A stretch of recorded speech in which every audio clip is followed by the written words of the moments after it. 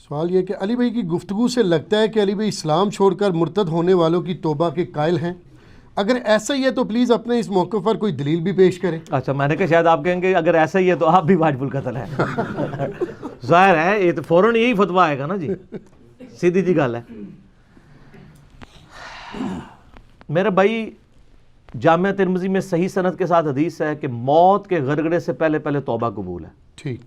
اس کائنات کا سب سے بڑا جرم کون سا ہے؟ شرک. اور اللہ تعالیٰ سورہ الفرقان کی آیت نمبر 70 میں فرماتا ہے کہ اگر کوئی شخص شرک سے بھی توبہ کر لے ہم اس کے گناہوں کو بھی نیکیوں سے بدل دیں گے. میرے نزدیک مشرکی بھی توبہ قبول ہے, گستاخ رسول کی توبہ بھی قبول ہے. توبہ ہی کروانی چاہیے بجائے اس کے کہ آپ لٹھ لے کے ادھر مگر پہ جاؤ. مرتد کی بھی توبہ قبول ہے جی. ٹھیک. اور اس کے ثبوت میں ہمارے پاس وہ حدیث ہے سنن نسائی کے اندر صحیح سند کے ساتھ ہے, جو میں نے اپنے کربلا والے ریسرچ پیپر میں بھی ڈالی ہوئی ہے. سیدنا عثمان غنی رضی اللہ تعالیٰ عنہ کی شہادت کے اسباب کے حوالے سے. یہ تو جعلی اسباب بتاتے ہیں نا کہ یہ ایک عبداللہ بن سبا تھا, ٹھیک ہے جی, وہ ایک انہوں نے کریکٹر جو بعد میں آیا تھا سیدنا عثمان کے کھاتے میں ڈالا. عبداللہ بن سبا نہیں تھا, حضرت عثمان غنی رضی اللہ تعالیٰ عنہ کے کچھ گورنر تھے جو سبب بنے ان کی شہادت کا. ان میں سے ایک بندہ یہ بھی تھا جو ان کا رشتہ دار تھا. یہ سنن نسائی کے اندر انٹرنیشنل نمبر کے مطابق 4072 4074 حدیث ہے. شیخ البانی شیخ زبیر علی زئی دونوں نے صحیح کہا ہے کہ سعد ابن ابی وقاص کہتے ہیں فتح مکہ کے موقع پر نبی علیہ السلام نے سب لوگوں کو امان دے دی جنہوں نے کلمہ پڑھ لیا, مگر 4 مردوں اور 2 عورتوں کے متعلق فرمایا کہ وہ غلاف کعبہ میں بھی چھپے ہوں ان کو قتل کر دینا. وہ مرتد ہوئے ہوئے تھے. ان میں سے ایک شخص ایسا تھا جو کاتب وحی مرتد ہوا ہوا تھا. اب مرتد کی اگر سزا صرف قتل ہی مانی جائے اور اس کی توبہ نہ مانی جائے تو یہ کیا دیکھیں گے اس میں؟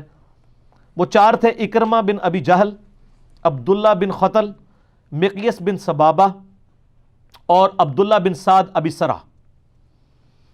یہ 4 بندے تھے. فرمایا غلاف کعبہ میں لپٹے ہوں ان کے لیے کوئی معافی نہیں. اگر یہ کہیں بھی نہ کہ ہم واپس آتے ہیں, ان میں سے اگر واپس آنے والے تو یہ آخری تھے, اسلام قبول کرتے ہیں تب بھی ان کو نہیں معاف کرنا. ایک یہ تھا عبداللہ بن سعد بن ابی سرہ, یہ سر حضرت عثمان کا رشتہ دار تھا رضی اللہ تعالیٰ عنہ اور کاتب وحی تھا, حضور کی وحی لکھتا تھا پھر بھی مرتد ہو گیا. تو بہت بڑا مجرم تھا یہ. بخاری مسلم میں حدیث ہے ایک کاتب وحی تھا, وہ جب مر گیا تو نبی علیہ السلام فرمایا کہ زمین اسے قبول نہیں کرے گی. اسے دفناتے تھے زمین باہر اٹھا کے پھینک دیتی تھی. کتنی دفعہ اوپن مجمع میں دفنا ہے. ظاہر ہے حضور کی نبوت اسٹیک پہ لگ رہی تھی اس کی وجہ سے. وہ کہتا تھا یہ تو جاہل ہے, میں جو لکھ دیتا ہوں وہی ہوتی ہے. تو پھر اللہ نے پھر وہ اپنا معجزہ یہ اوپنلی لوگوں کو دکھایا کہ کاتب وحی اگر مرتد ہوا ہے تو اس کے ساتھ پھر یہ ہوگا. تو حضرت معاویہ کاتب وحی تھے یا نہیں تھے یا کس قسم کے کاتب وحی تھے وہ میرا کلپ الگ سے ہے, وہ آپ دیکھ لیجئے گا, ٹھیک ہے. آج میں اس طرف نہیں جاتا. تو یہ جو 4 بندے تھے ان میں سے اکرمہ بن ابی جہل کا اسی میں واقعہ بڑا مشہور ہے. وہ سمندر میں چلا گیا, وہاں سمندری طوفان آ گیا جناب, وہ سب لوگ اللہ کو پکارنا شروع ہو گئے. اکرمہ کہنے لگا ابو جہل کا بیٹا ہے کہ جی یہی بات تو نبی علیہ السلام کرتے تھے, ادھر آگے تم بھی خدا کو ہی پکارے ہو, بتوں کو کیوں نہیں پکارتے, بزرگوں کو کیوں نہیں پکارتے. انہوں نے کہا بزرگ نہیں ادھر کام آمد ہے, اے اللہ ہی بچاندہ ہے. ظاہر ہے جی. تو آج کل کے بزرگ ویسے سمندر روک لیتے ہیں کراچی کا, پرانے نہیں تھے روک سکتے, اور سارا آجل بھی نہیں روک سکتے, اور پیشاب نہیں کو روک سکتا اپنا. صحیح جی بالکل. اور پیشاب رک جائے تو جاری نہیں کروا سکتے. آپ بیمار ہوتے ہیں آپ کو کہتے ہیں درباروں پہ جاؤ, جب درباروں والے بزرگ بیمار ہوتے ہیں تو وہ آغا خان میں علاج کروا رہے ہوتے ہیں, اسپتال جاتے ہیں اور سر مہنگے اسپتال. جی ٹھیک ہے. انہاں بزرگوں ویسے ایک بار چیک کریا کرو, جدو بیمار ہون تڑف دے رہن کچھ نہ کریا کرو, ان کو دسو حضرت کیڑے مزار تے لے کے جائیے کیڑی سرکار کول, پھر تانوں صحیح گل دسن گے. ٹھیک ہو گیا. بہرحال یہ عبداللہ بن سعد ابی سرہ جو تھا, اکرمہ بن ابی جہل, پھر انہوں نے کہا یا اللہ تو مجھے بچا لے, میں ایک دفعہ بچ گیا تو میں تیرے نبی کے ہاتھوں میں ہاتھ دے کے اسلام قبول کروں گا, وہ معاف کرنے والے ہیں. اور وہی ہوا, چھپتے چھپاتے آئے, نبی علیہ السلام نے اسلام قبول کر لیا ان کا. جناب باپ امت کا فرعون ہے ابو جہل, اور بیٹا اکرمہ بن ابی جہل صحابی رضی اللہ تعالیٰ عنہ, اور یہ جنگ یرموک میں شہید ہوئے ہیں رومن امپائر کے خلاف لڑتے ہوئے. شہادت کے درجے پہ بھی پہنچ گئے. 3-4 سال ہی صرف اسلام کی زندگی دیکھی ہے انہوں نے, اور آج رضی اللہ عنہ ہیں. اچھا یہ جو تھا نا جی, باقی 2 قتل ہو گئے. عمار بن یاسر نے قتل کیے, یہ جو چوتھا تھا نا عبداللہ بن سعد بن ابی سرا کاتب وحی تھا, اس کو حضرت عثمان نے چھپا لیا رشتہ داری کی وجہ سے. جی اب یہ لادہ بات ہے, یہی بات ہی گھاٹے بھی فٹ ہویا, اسی کی پالیسیز کی وجہ سے اہل مصر جو حضرت عثمان سے ناراض ہو گئے تھے.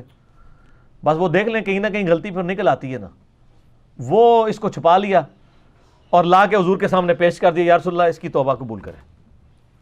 اس پہ تو حضور کو غصہ ہی بہت تھا, یہ کاتب وحی تھا, مرتد ہوا ہوا تھا.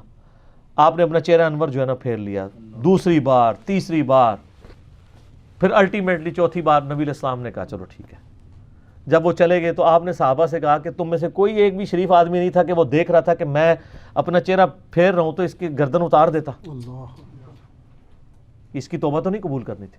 تو صحابہ نے کہا آپ ایک دفعہ آنکھ سے اشارہ کر دیتے نا, میں یوں کر کے پھر تک وسیع کرتے. تو آپ نے میں نبی کے لیے شایع نہیں کہ وہ آنکھ سے اشارہ کرے, نبی کے اخلاق ایسا نہیں ہوتا. بعد عثمان نے اس کو بچا لیا, آپ نے توبہ قبول کر لی اس کی, اور بعد میں جو کچھ ہوا وہ ایک علیحدہ معاملہ ہے. بل یہ اسلام پہ خود قائم رہے ہیں, یعنی آخری وقت تک. ان کی پوری ڈیٹیلز آپ کو خلافت و ملوکیت میں ان کو ڈسکس کیا ہے مولانا مودودی رحمہ اللہ نے, اسی شخص کو. عبداللہ بن سعد ابن ابی سرح رضی اللہ تعالیٰ عنہ صحابی ہیں اور بڑے اچھے مسلمان بعد میں ثابت ہوئے ہیں سوائے چند ایک چیزوں کے. اور یہ پھر آپ کو پتہ ہے حضرت عثمان کی شہادت کے بعد حضرت معاویہ کے ساتھ بھی لگ گئے, پھر حضرت معاویہ کو بھی یہ چھوڑ گئے آخری وقت میں, لیکن بہت آخر میں جا کے ان کو پتہ چلا کہ یہ تو گیم ہی کچھ اور ہو رہی ہے. تو الٹیمیٹلی بل اس حدیث سے یہ رزلٹ نکل گیا کہ مرتد کی توبہ قبول ہے, اور وہ اگر کاتب وحی ہو, نبی سے غداری بھی کی ہو, اگر وہ بھی معافی مانگ رہا ہو تو سر آپ بھی ذرا یہ 295C جو ہے نا اس کے اندر یہ بھی جملہ ایڈ کروا لیں کہ اگر یہ 295C میں تو وہ انہوں نے ون سائیڈڈ ہی ایک تلوار اٹھائی ہے, اس کے ساتھ لکھیں کہ اگر وہ توبہ کرنا چاہے تو توبہ قبول کر لیں, مہربانی کرو سر. 295C ہم نہیں کہتے ختم کرو, لیکن اس کے ساتھ وہ ساری شکیں لگائیں جو ہم بیان کر رہے ہیں. اس کے لیے آپ ہمارا ایک کلپ دیکھ لیں, امام ابن تیمیہ اور گستاخ رسول کی سزا, جو ان کی کتاب ہے جس میں جعلی باتیں لکھی ہیں زیادہ تر انہوں نے, الصارم المسلول علی شاتم رسول, اس کا میں نے پوسٹ مارٹم کیا ہے کتاب کا. جو صحیح بات ہے وہ صحیح ہے, جو غلط ہے وہ غلط ہے. تو ہم سر قائل ہیں گستاخ رسول کی توبہ قبول ہے انشاءاللہ. یہ اللہ تعالیٰ سے دعا ہے, اللہ تعالیٰ جو حق بات میرے منہ سے نکلی, جو اسی نے نکلوائی, ہے اللہ ہمارے دلوں میں راسخ فرما دے. اگر جذبات میں میرے منہ سے کوئی غلط بات نکل گئی, ہمارے دلوں سے معاف کر کے ہمیں معاف بھی فرما دے. ہمیں کتاب و سنت کی تعلیمات پر عمل کر کے دوسرے بھائیوں تک پہنچانے کی توفیق عطا فرما. سبحانک اللہم و بحمدک, اشہد ان لا الہ الا انت, استغفرک و اتوب الیک, وما علینا الا البلاغ المبین. جزاکم اللہ خیر.